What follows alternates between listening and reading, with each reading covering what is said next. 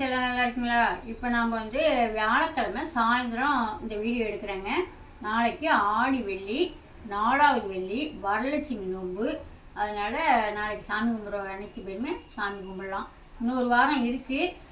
நாளைக்கு வரலட்சுமி நோன்புனால நாளைக்கு சாமி கும்பிட்றோம் அப்படின்னு சொன்னாங்க. அதனால் நாளைக்கு சாமி கும்பிட்டு இது வியாழக்கிழமை சாயந்தரம் வீடு வாசலாம் தொடச்சி கிடச்சி சாமியடியெல்லாம் சுத்தம் பண்ணிவிட்டு விளக்கெல்லாம் விளக்கிட்டு எல்லாத்துக்கும் மஞ்சள் குங்குமம் வச்சாச்சுங்க. இதை கொண்டு போய் அழகாக சாமியடியில் வச்சுருவோம். காலையில் 5 மணிக்கெல்லாம் எழுந்திரிச்சி குளிச்சுட்டு வாசக்கூட்டி சூப்பராக கோலம் போட்டுட்டு அதுக்கு ஒரு படு பூவெல்லாம் வாங்கியாந்து பூ பழம் அதெல்லாம் வச்சோம்னா சூப்பராக இருக்கும். காலையில் எழுந்துச்சி என்னென்ன செய்யணும்னு காலையில் பார்ப்போமா? இன்றைக்கி ஆடி வெள்ளி, 4வது வெள்ளி, கோயிலில் நல்லா சுத்தமாக கழுவிட்டு கோயிலில் அழகாக ஒரு கோலம் போட்டு போயிடலான்னு குளிச்சு முடிட்டு வந்து ஊட்டி எல்லாம் தண்ணி ஊற்றி எங்கள் வந்து கூட்டி விட்டேன். இப்போ கோலத்தை போட்டுட்டு பார்ப்போமா? கோலம் போட்டுவோம். சூப்பராக கோலம் போடுவோம். அவ்வளோதாங்க. காலையிலே வந்து சூப்பராக கோயிலெலாம் கழுவிட்டு அழகாக கோலம் போட்டுட்டு நாங்களும் ரெடியாக இருந்தோம். இன்னும் கொஞ்சம் இருக்குது, இன்னும் கொஞ்சம் முடிச்சுட்டு ஃபுல்லாக முடிச்சுட்டு அப்புறமா காமிக்கிறேன். அதுக்குள்ளே அப்பா வந்து துணி குங்குமம் வச்சுட்டாங்க. அதையும் பூசிக்கிட்டாச்சு. அழகாக விளக்கும் போட்டாச்சு. காலையிலே இன்றைக்கி நம்ம கோயில் வேலையை முடிச்சாச்சு. கோலத்தை முடிச்சுட்டு உங்கள்கிட்ட காமிச்சிட்டு வீட்டில் போய் என்னென்ன வேலை பார்க்கணும்னு பார்க்கலாம். அவ்வளோதான். அருமையான கோலம் ஒன்று போட்டாச்சுங்க. எப்பயுமே வந்து போடலாம். இங்கே வந்து என்னன்னா செத்த நேரம் செஞ்சு வந்து பார்த்தோம்னா இப்போ போட்டுட்டு போகிறோமா மெனக்கட்டு செத்த நேரம் செஞ்சு பார்த்தோம்னா எல்லாம் கிடஞ்சி கிடக்கும். நாய் அதிகமாக இருக்குது. அது வந்து இந்த கோலத்தை பார்த்தோன்னா எப்படி இருக்குன்னு இது வந்து ஏறி விளையாட முடியல இருக்குது. சுத்தமாக கோலம்லாம் கிடஞ்சி போயிடும். அது எனக்கு வந்து எப்பயுமே கோலம் போட்டால் கிடைக்கக்கூடாது. அது எனக்கு வந்து பழக்கம். கோலத்தை நம்ம வந்து சாயந்தரம் காலையில் போட்டோம்னா சாயந்தரம் கழுவுறோம்ல கோலம் போடுறதுக்கு, அப்போ வாசல் கழுவும் போது அது வழி எனக்கு கிடக்கணும். எனக்கு என்னமோ கோலத்தில் யாரும் மிதிச்சாலோ அடி வச்சாலோ எனக்கு பிடிக்காது. எங்கள் வீட்லேயே கோலத்தை வந்து கிடச்சாங்கன்னா எனக்கு பிடிக்காது. கோலம் வீட்டில் வந்து ஏறையிலே கோலம் தான் சொல்லுவேன். கோலத்தை பார்த்து வாங்க வாங்கன்னு தான் சொல்லுவேன். அதனால கோயில் வந்து ரெகுலராக போட முடியாது. போட்டோம்னா கிடக்கணும். ஒரு 2 மணி நேரம்னாலும் கிடக்கணும். கோலம் போட்டுட்டு ஒரு விளக்கையும் போட்டுட்டு நான் குளிச்சுட்டு வந்து கோலம் போடுறதுக்குள்ளே கையில் ஃபுல்லாக எங்கள் பார்த்தாலும் விளக்கு போட்டு வந்துட்டாரு. அவ்வளோதான். முடிய போது முடிச்சுட்டு போய் இன்றைக்கி கொஞ்சம் நிறையாவே வேலை இருக்குது. நாங்கள் என்னென்ன செய்கிறோம் வெள்ளிக்கிழமை அப்படின்னு நீங்கள் பாருங்கள். நீங்கள் என்னென்ன செய்வீங்கன்னு சொல்லுங்கள். அவ்வளோதாங்க. சூப்பராக அழகாக எனக்கு தெரிஞ்ச மாதிரி ஒரு சின்ன கோலமாக போட்டாச்சு. அதுக்கு மஞ்சள் குங்குமம் எல்லாம் சூப்பராக வச்சாச்சு. இந்த கோலம் ஒன்று போட்டிருக்கேன். இங்கே ஒரு கோலம் சின்ன கோலம் போட்டிருக்கேன். அங்கே ஒன்று போட்டிருக்கேன். அவ்வளோதாங்க. ஐயோ நட்டு நல்லா வேண்டிக்கிட்டு எல்லோரும் நல்லா இருக்கணும்னு நல்லா வேண்டிக்கிட்டு சாமியை கும்பிட்டுட்டு வீட்டில் போய் வேலையை ஆரம்பிச்சிடுவோமா? வீட்டில் வாசலில் மண்ணை கொட்டி வச்சுருக்காங்க. அதனால் மண் இல்லாமல் இருந்துச்சு. இப்போ கொஞ்சம் நேரம் கோலம் போட்டுருந்தேன். இப்போ மதுரை எம்சாண்டு கொண்டு கொட்டிட்டாங்க. அதனால் வாசலில் வச்சு நோண்டு கோலம் போட்டுருக்கேன். அதையும் போய் பார்த்துட்டு வேலையை ஆரம்பிப்பாங்க. அவ்வளோதாங்க. நாளி ஆகிடுன்னு சொல்லிட்டு காப்பி கூட குடிக்கிற காப்பியை போட்டு மூடி வச்சுட்டு போனேன். இப்போ வந்து சூடு பண்ணி காப்பி குடிச்சிட்டு இருக்கேன்.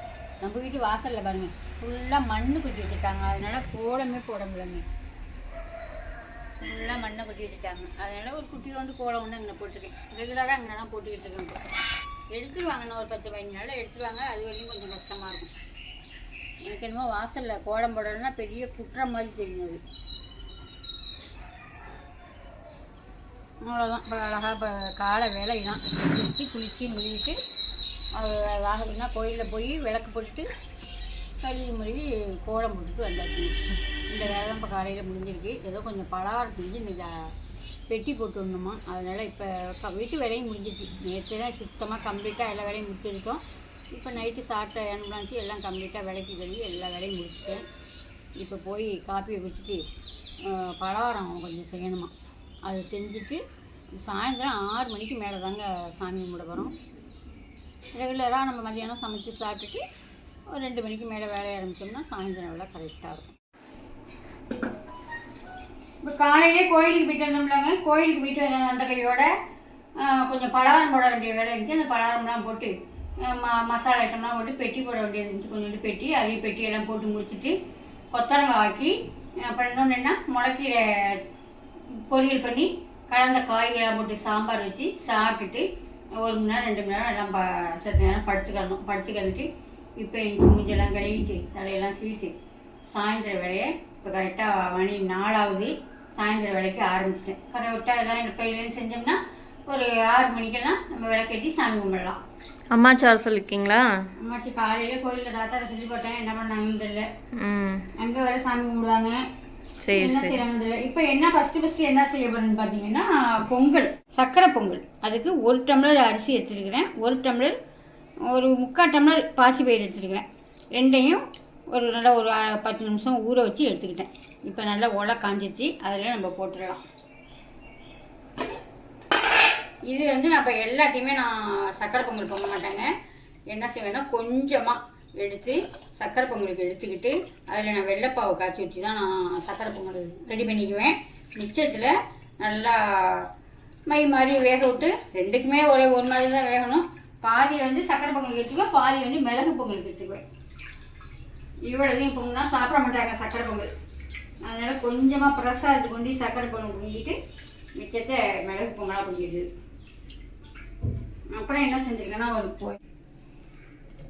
இது என்னன்னு பார்த்தீங்கன்னா பைத்தம்பருப்புங்க.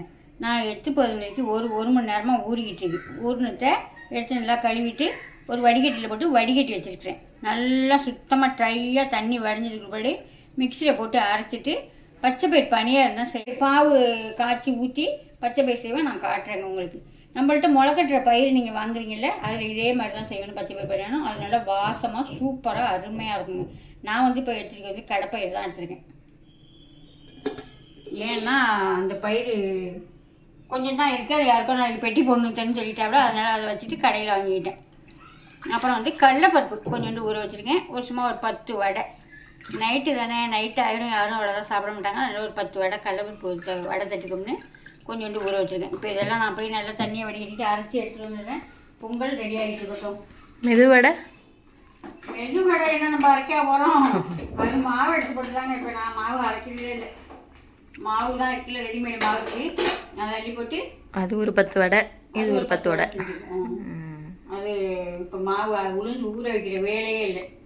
டக்குன்னு அள்ளி போட்டு மாவு அள்ளி போட்டு வெங்காயம் அப்படியே அள்ளி போட்டு பச்சை மிளகா அள்ளி போட்டு தட்டி போட்டுடுது. நான் அதில் தட்டையில் காமிக்கிறேன். அதெல்லாம் இப்போ ரெடி ஆகிட்டு போட்டு நான் சாமியை ரெடி பண்ணியிருக்காங்க கையில். வாங்க பார்த்துருவோம்.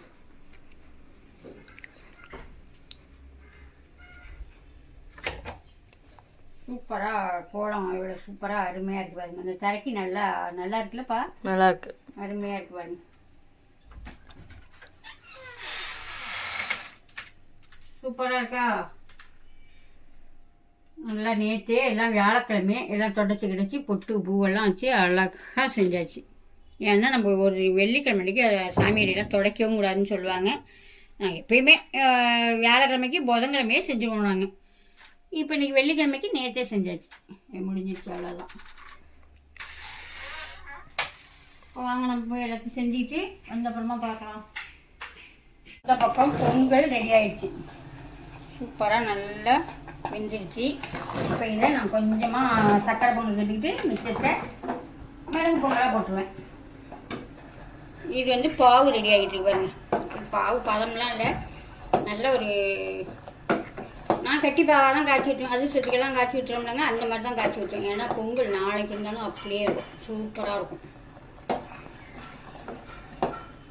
இப்போ இதை கரைச்சி கொஞ்சோண்டு பச்சைப்பயிர் பனியாரத்துக்கு எடுத்துக்கிட்டு கொஞ்சமாக சக்கரை பொங்கல் ஊற்றிடுவேன். இப்போ நான் பாவை 2ஆக எடுத்துட்டேன். இது கொஞ்சோண்டு இது பனியாரத்துக்கு, இது பொங்கலுக்கு. இப்போ இதில் நான் வேணுங்கிற பொங்கலை இதில் மாற்றிக்குவோம். கொஞ்சமாக தாங்க எடுத்துக்குவேன். இது நம்ம முந்திரி பருப்பை பொரிச்சு கட்டி ஏலக்காய் பொடியை போட்டோம்னா சக்கரை பொங்கல். ஒரே பானையில் வச்சு மிளகு பொங்கலுக்கும் எடுத்துக்கிட்டேன், சக்கரை பொங்கலுக்கும் எடுத்துக்கிட்டேன். ஒரே பாவு நிறுத்தி சக்கரை பொங்கலுக்கும் பாவு எடுத்துக்கிட்டேன், பச்சைப்பயிர் பனியாரத்துக்கும் பாவு எடுத்துக்கிட்டோம். போல் நம்ம இனிப்பை எடுத்து கொடுக்கறதுக்காக ஒரு கல் உப்பு, இதுக்கு சாதத்துக்கு தேவையான உப்பு. இப்போ 2 பொங்கலுமே ரெடி ஆயிடுச்சுங்க. இதுக்கும் ஒரு தாளிப்பு கொடுத்தோம்னா சரியாக போயிட்டு, இதுக்கும் ஒரு மஞ்சள் பருப்பெல்லாம் பொரிச்சு கட்டினோம்னா சரியாயிடும். இது இப்போ 2ஐயும் வச்சுட்டு இப்போ பொங்கல் வேலை முடிஞ்சிடுச்சு. அதை அப்படியே ஆஃப் பண்ணி வச்சுட்டு லாஸ்ட்டாக தாளித்து கொட்டிக்குவோம். அப்போ தான் வாசமாக சாப்பிட சூப்பராக இருக்கும். இப்போ கொஞ்சோண்டு மருதணி அரைக்கணும் சாமி பண்ணுறதுக்கு. அந்த மருதணி அரைச்சிட்டு பைத்தம்பருப்பு அரைச்சிக்கிட்டு அப்புறம்னா என்ன கடலைப்பருப்பு. பருப்பு அரைச்சிக்கிட்டு வந்துடுறாங்க இல்லை அதுக்குள்ளே நீ வீடெல்லாம் வாசல்லாம் கூட்டிகிட்டு வந்துடு. சரி.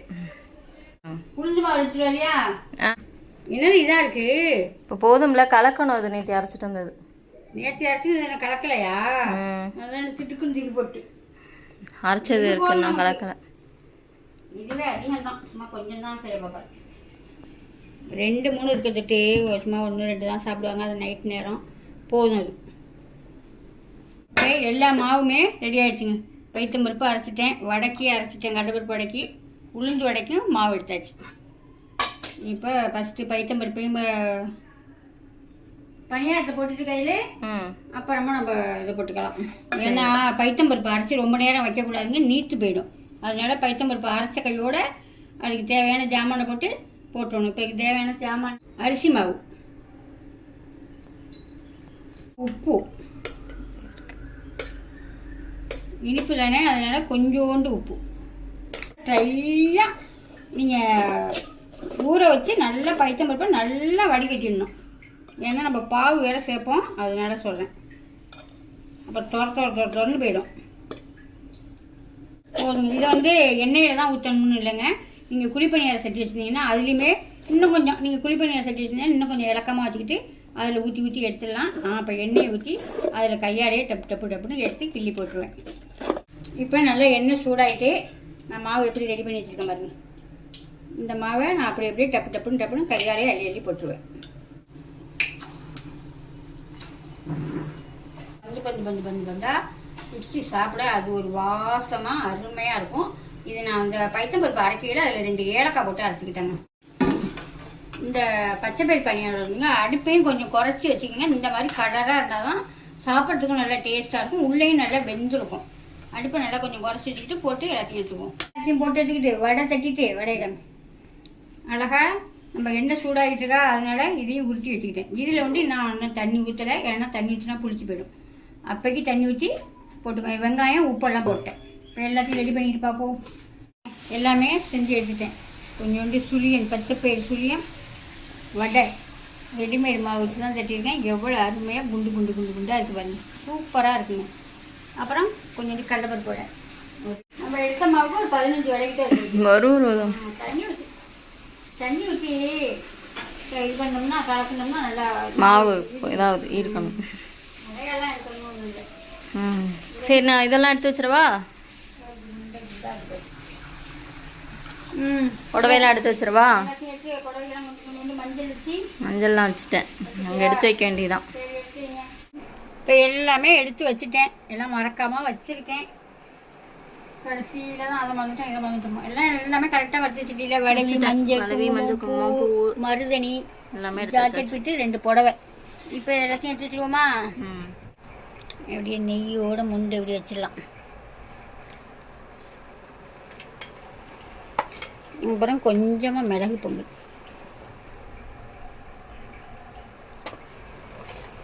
அப்புறம் இப்போ பழவட்டெல்லாம் எல்லாத்தையும் 2 எடுத்து வச்சுக்க வேண்டியதான். வடை பஞ்சாக இருக்கு. அவ்வளோதான். எல்லாமே கரெக்டாக செஞ்சதெல்லாம் எடுத்து வச்சுட்டேங்க. சாம்பிராணி போட்டுடலாம். இப்போ கரெக்டாக மணி 6:15 சாம்பிராணி போட்டு 6:30 மணிக்கு நீங்கள் மட்டும் பேத்தி வந்து டியூஷனில் விடணும். அதுக்காகவே ஸ்பீடாக செஞ்சு அது ஏதாவது 1-2 சாப்பிட்டுட்டு போகும். மணி ஆகிட்டுலப்பா, சாம்பிராணி எடுத்துகிட்டு வரவா? சாம்பிராணி எடுத்துட்டு வா. கொஞ்சமாக சாம்பிராணியை போட்டு தேங்காய் நல்லா அப்படி காமிச்சிட்டு ஒரே ஒட்டை தான்.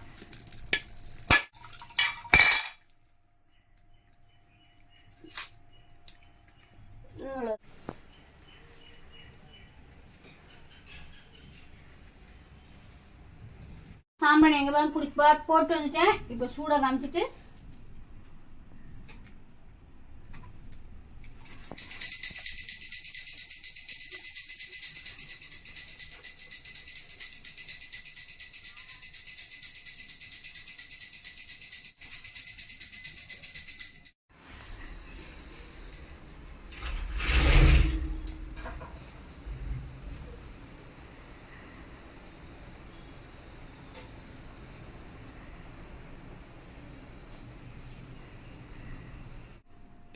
சாம்பிராணி எல்லாம் போட்டுட்டு சூடமெல்லாம் காமிச்சாச்சு. நீரில் ஆயிடலாம்.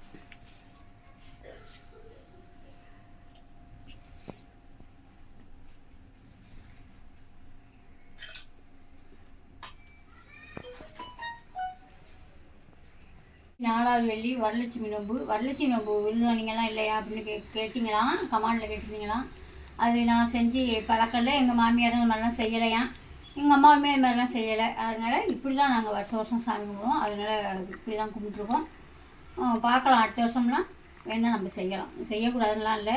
இப்படி தான் நான் செஞ்சது மாதிரி தான் நீங்கள் சாமி கும்பிடுவீங்களா, இல்லை வரலட்சுமி நோம்பு சாமியெல்லாம் கொண்டுட்டு வந்து வைக்கிறாங்கல்ல அந்த மாதிரி செய்வீங்களா என்னன்னு கமாண்டில் சொல்லுங்கள். இப்போ இலைய கொஞ்சமாக லைட்டாக அந்த இழுத்து வச்சுட்டு நம்ம பிள்ளைக்கு ஏதாவது கொடுத்து டியூஷன் அனுப்பிடலாம். அவ்வளோதான். இப்போ சாப்பிட்டு வரலாம் மேடமே.